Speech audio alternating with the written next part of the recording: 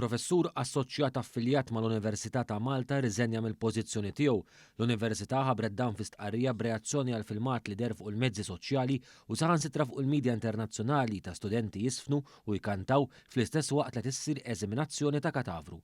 Il-professur li riżenja u Cristoforo Pomara, il-professur ta' Mediċina Forensika mill-Università ta' Catania li kien jipprattika wkoll fl-Università ta' pajjiżna. Fl-istqarrija tagħha l-Università ta' Malta spjegat li l-istess professur li organizza din is-sessjoni u kien responsabbli minn dawn l-istudenti mhux se jkun mistieden aktar għal sessjonijiet simili. B'reazzjoni għal filmat imxandar, l-Università ta' Malta sostniet li għandha l-ogħla rispett għal katavri użati f'sessjonijiet ta' taħriġ mediku u għal din ir-raġuni ikkundannat l-azzjonijiet tal-persuni fil-filmat imxandar. Tenniet ukoll li dawn it-tip ta' korsijiet għandhom isiru b'mod dekorus u b'rispett lejn il-katavri użati u persuni li ddeċiedu li jħallu l-katavru tagħhom wara mewthom għal skopijiet edukattivi ħaqhom biss l-ogħla rispett.